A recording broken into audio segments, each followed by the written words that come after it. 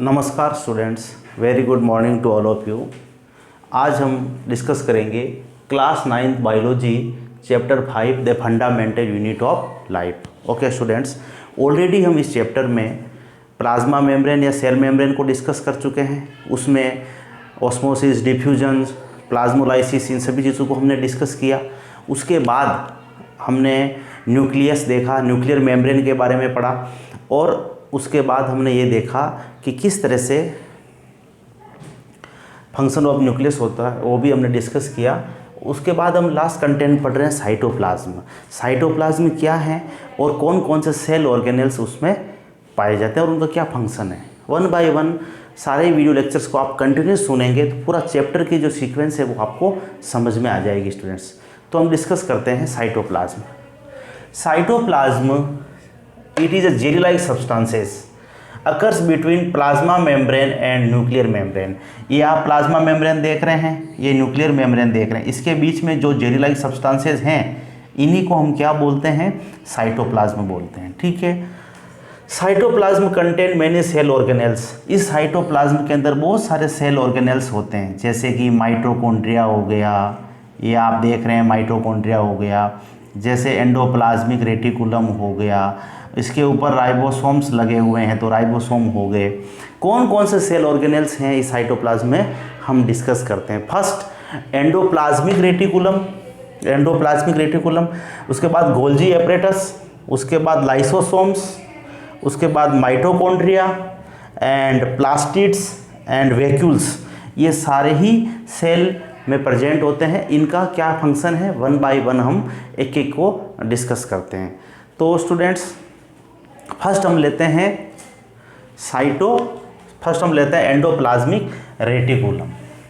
Endoplasmic reticulum एक cell membrane में उसका क्या फंक्शन है। एंडोप्लाज्मिक रेटिकुलम फर्स्ट हम पढ़ते हैं एंडोप्लाज्मिक रेटिकुलम।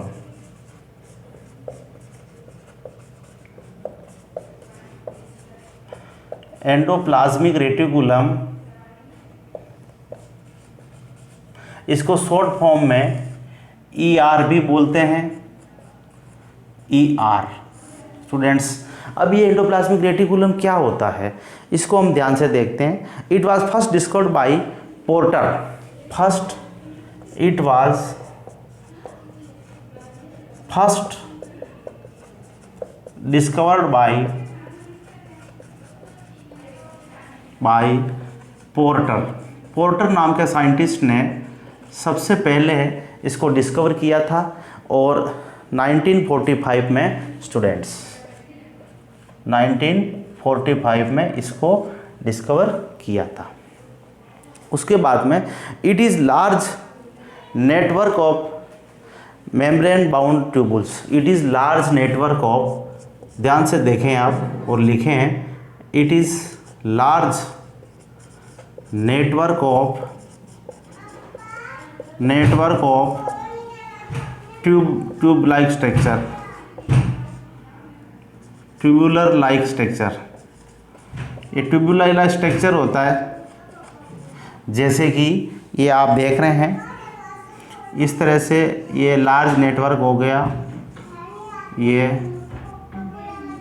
इस तरह से इसका स्ट्रक्चर होता है।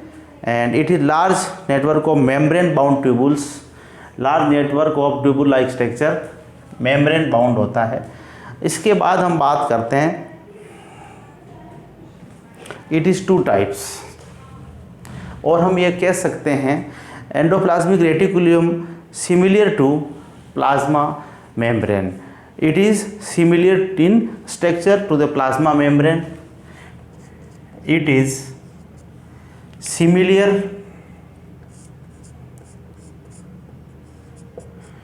is similar in structure of plasma membrane। Plasma membrane के स्ट्रक्चर के जैसा ही होता है students. And it is 2 types. ये 2 टाइप्स का होता है स्टूडेंट्स। एक होता है smooth endoplasmic reticulum, smooth endoplasmic reticulum, इसको शॉर्ट में हम SER भी बोल देते हैं। एक होता है रफ एंडोप्लाज्मिक रेटिकुलम, A और B 2 टाइप्स का हो गया, रफ एंडोप्लाज्मिक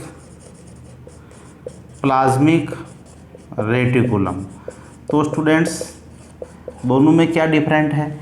सपोज ये मेम्ब्रेन लाइक स्ट्रक्चर है, एक स्मूथ एंडोप्लाज्मिक रेटिकुलम होता है, एक रफ एंडोप्लाज्मिक रेटिकुलम होता है। तो जो स्मूथ एंडोप्लाज्मिक रेटिकुलम है उसमें, और रफ एंडोप्लाज्मिक रेटिकुलम है उसके ऊपर, रफ इसलिए है कि उसके ऊपर पार्टिकल्स ऑफ राइबोसोम लगे हुए रहते हैं, राइबोसोम के पार्टिकल्स लगे हुए रहते हैं, उसको रफ एंडोप्लाज्मिक रेटिकुलम बोलते हैं। और जो जिसके ऊपर पार्टिकल्स या जिसके ऊपर कुछ भी राइबोसोम के पार्टिकल्स नहीं होते हैं उनको स्मूथ एंडोप्लाज्मिक रेटिकुलम बोलते हैं। तो हम देखते हैं, और इसमें हम देखते हैं function of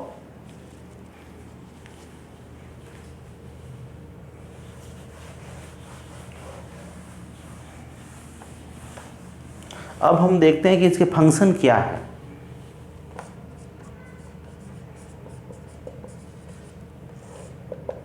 first, rough endoplasmic synthesis protein. हम जानते हैं कि राइबोसोम का फंक्शन क्या होता है, प्रोटीन फैक्ट्री भी बोलते हैं। तो रफ एंडोप्लाज्मिक जो रेटिकुलम है RER, ये सिंथेसिस प्रोटीन, ये प्रोटीन सिंथेसिस का काम करेगी। सेकंड, स्मूथ एंडोप्लाज्मिक रेटिकुलम क्या करेगी? Lipids and fat.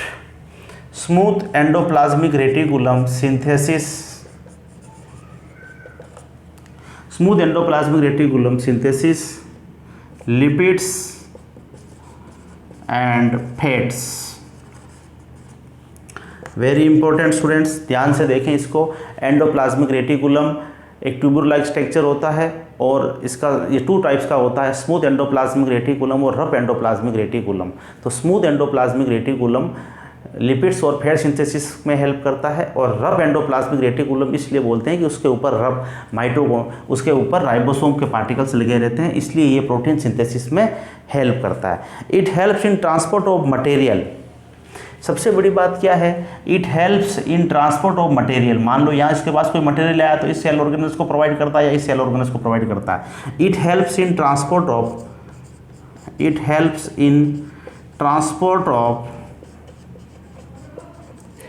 substances, it helps in transports of material between, it helps in transport of material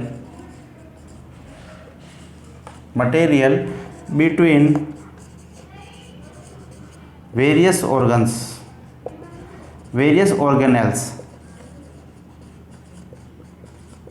organelles है स्टूडेंट्स, ये ऑर्गेनेल्स याद रखना, ऑर्गन नहीं। ऑर्गन तो जैसे एक माउथ हो गया, बक्कल कैविटी हो गया, पेनक्रियाज हो गया, ये ऑर्गन्स है। मैं बात कर रहा हूँ ऑर्गेनेल्स, जो एक पर्टिकुलर सेल के अंदर प्रेजेंट है, उसको हम ऑर्गेनेल्स बोलते हैं।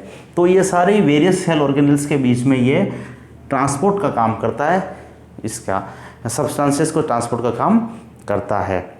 SER help in detoxification of many poisonous substances in liver cells. कभी कभी जो SER है स्टूडेंट्स, स्मूथ एंडोप्लाज्मिक रेटिकुलम है, ये डिटॉक्सिफिकेशन यानी कि किसी चीज़ को रिमूव करता है। जैसे कोई ऑर्गन्स में कोई टॉक्सिक सब्सटेंसेस आ गए जो हमारे लिए इम्पोर्टेंट नहीं हैं और डेंजरस हो सकते हैं, तो उनको ये डिटॉक्सिफिकेशन करता है, यानी बॉडी से बाहर रिमूव करता है। तो SER helps in detoxification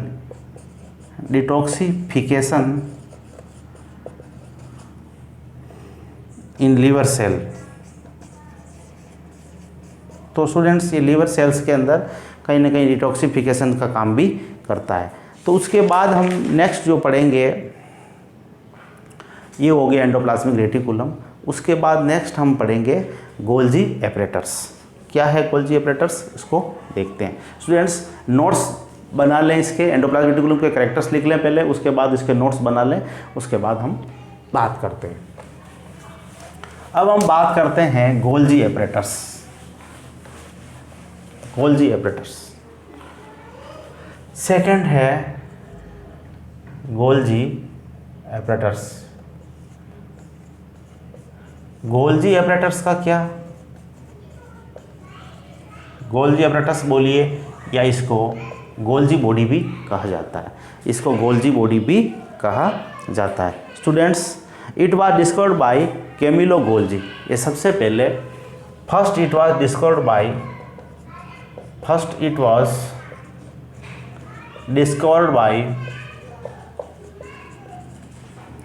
bye Camillo Golgi. Camillo Golgi ने सबसे पहले इसको डिस्कवर किया था स्टूडेंट्स, इसलिए इसको क्या कहते हैं अपन, इन 1828 में या 1898 में इसको डिस्कवर किया था, इसलिए इसको क्या बोलते हैं, it was first discovered by Camillo Golgi. Okay students, it is membrane bound vesicles, it is membrane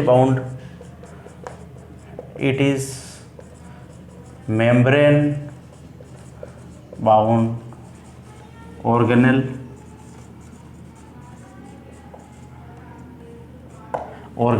membrane bound organelles होता है जिसके चारों तरफ एक मेम्ब्रेन होती है, और अब ये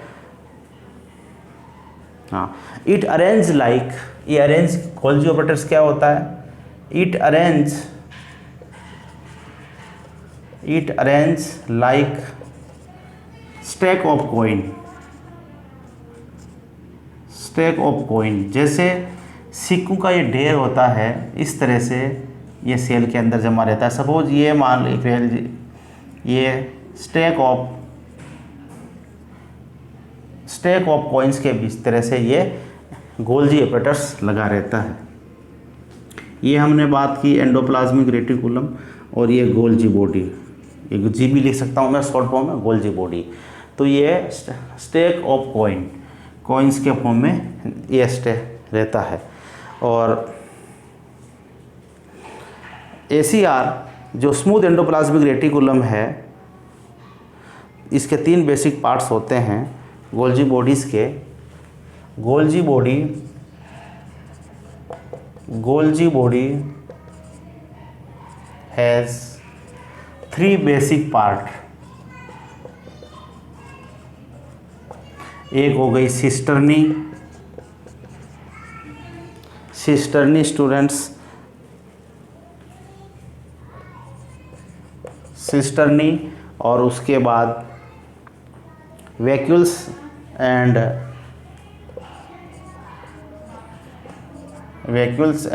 वेसिकल। ये 3 पार्ट इसके हो गए। और सबसे इम्पोर्टेंट बात यह है कि Golgi body originate from endoplasmic reticulum. Endoplasmic reticulum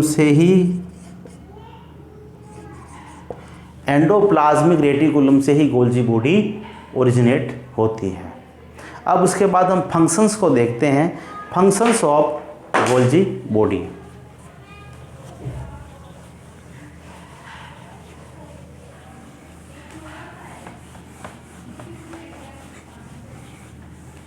कौन कौन से फंक्शंस हैं स्टूडेंट्स, ध्यान से देखें आप, इसके फंक्शंस क्या क्या हैं।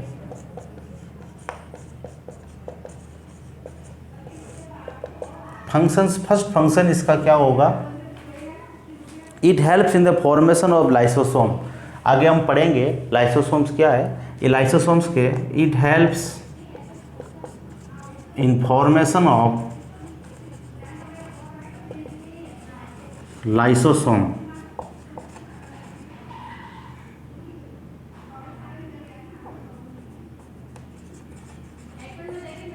ये लाइसोसोम्स के सिंथेसिस फॉर्मेशन में हेल्प करता है।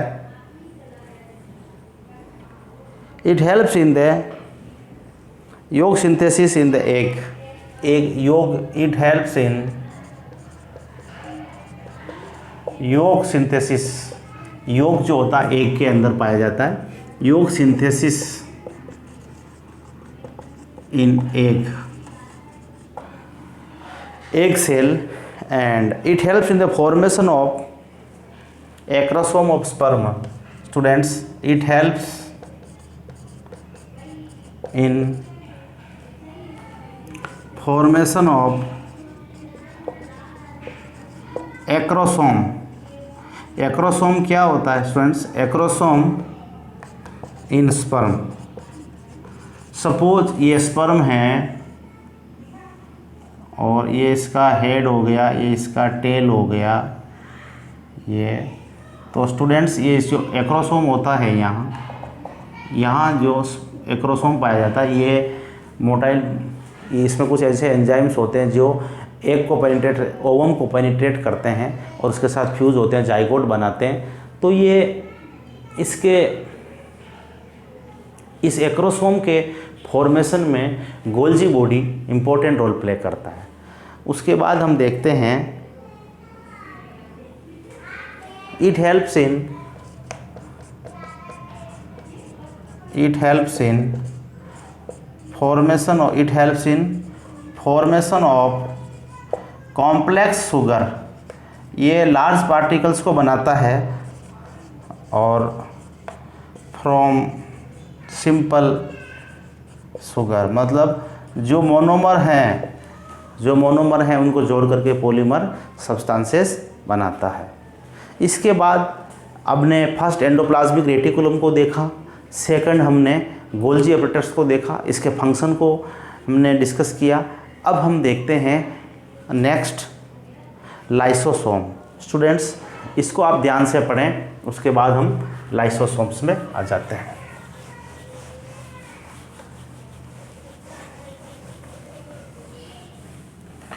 अब लाइसोसोम्स क्या है ये देख ही रहे हैं आप, एक सेल का डायग्राम देख रहे हैं। नेक्स्ट है लाइसोसोम्स, थर्ड नंबर का आप ले लें lysosome. Very important lysosome students. Lysosomes के बारे में हम डिस्कस करेंगे। First discovered by C Duve. First discovered by lysosome, first किसने डिस्कस किया था? First discover by C ड्यूवे।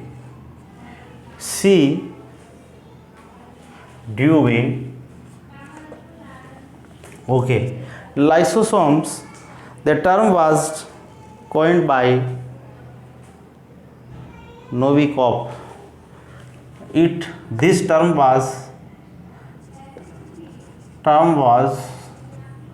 given by Novikov. नोविकॉफ ने ये टर्म दिया था। उसके बाद इसका स्ट्रक्चर देखते हैं हम। स्ट्रक्चर की बात करें तो लाइसोसोम्स जो हैं, lysosomes are tiny globular and lysosomes क्या होता है? Lysosomes are tiny globular. Lysosomes जैसे ये छोटे छोटे पार्टिकल्स के फॉर्म में लाइसोसोम्स रहता है, ये आप देख रहे हैं ऐसे, ये लाइसोसोम्स हैं। इस तरह से लाइसोसोम्स टीनी और globular and scattered in cytoplasm. Globular and scattered, एक जगह नहीं पाया जाता है, ये ऐसे स्कैटर्ड रहता है, बिखरा हुआ रहता है पूरी सेल के अंदर। स्कैटर्ड इन साइटोप्लाज्म में ये स्कैटर्ड रहता है। और it lysosome has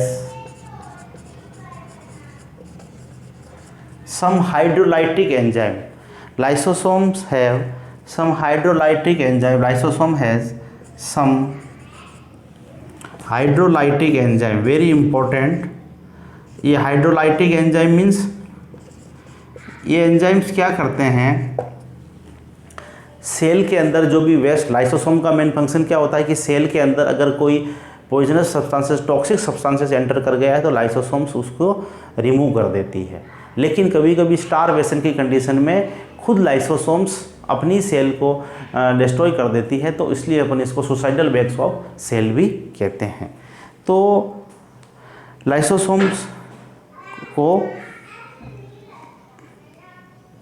this hydrolytic enzyme capitalization of organic matter, hydrolytic enzyme which help in digestion of organic substances, ये लाइसोसोम्स में का है। अब लाइसोसोम्स के फंक्शंस को हम देखते हैं। लाइसोसोम्स के फंक्शन को हम डिस्कस करते हैं।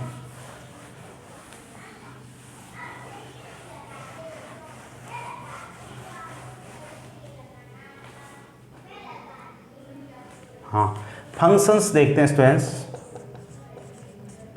फंक्शंस, क्या फंक्शंस हैं? First, it help in, lysosomes help in intercellular digestion of, lysosomes क्या करता है? डाइजेशन में हेल्प करता है, क्योंकि जो भी फॉरेन पार्टिकल या वेस्ट पार्टिकल्स आता है या कोई टॉक्सिक सब्सटेंस आता है तो लाइसोसोम्स इसको रिमूव कर देता है। Lysosomes helps in intercellular digestion, cell के अंदर, इंटरसेल्यूलर वर्ड लिख रहा हूं, intercellular digestion,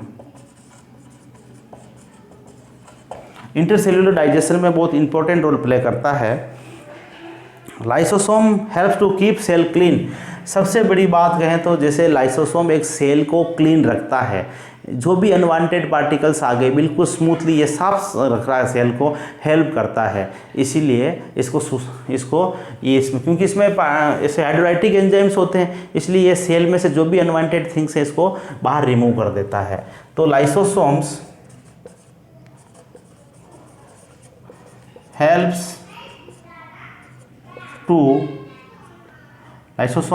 to clean the cell, cell को क्लीन करने में हेल्प करता है। उसके बाद some time due to starvation in cellular metabolism the cell get damage, some time, कभी कभी क्या होता है, लाइसोसोम्स क्या करता है, स्टारवेशन की कंडीशन में प्रॉपर न्यूट्रिशन नहीं मिलने वाले पर लाइसोसोम्स सेल को, अपनी सेल को डैमेज कर देती है। इसीलिए इसको सम टाइम, एक इम्पोर्टेंट जो मैं लिखवा रहा हूँ ये लाइसोसोम्स के बारे में ही है, एक इम्पोर्टेंट करके लिख दें, some time due to starvation lysosomes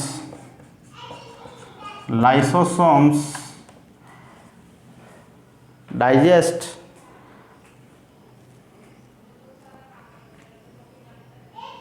their cell get damaged, lysosome may burst and the enzyme, sometime due to starvation lysosomes membrane, lysosomes enzyme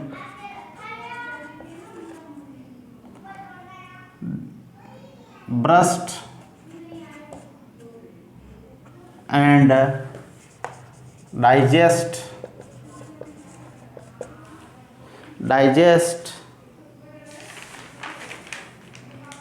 their own cell, digest their own cell,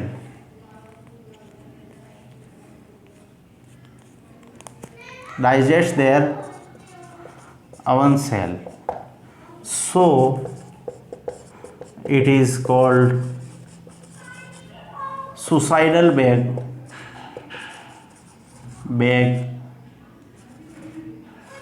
of cell. Students very very important, इसको आप underline कर लें। Why it is called suicidal bags of cells, some time due to starvation lysosome enzymes burst and digest their own cell. तो कभी कभी lysosomes के जो enzymes हैं वो अपनी ही सेल के ऑर्गेनिज या अपनी ही सेल को डिस्ट्रॉय कर देते हैं, इसलिए इसको क्या बोलते हैं अपन, lysosome is called suicidal bags of cell. तो स्टूडेंट्स 3 ऑर्गेनेल्स को अभी हमने डिस्कस कर लिया है। अब नेक्स्ट जो हम डिस्कस करने वाले हैं वो है माइटोकॉन्ड्रिया। Okay students.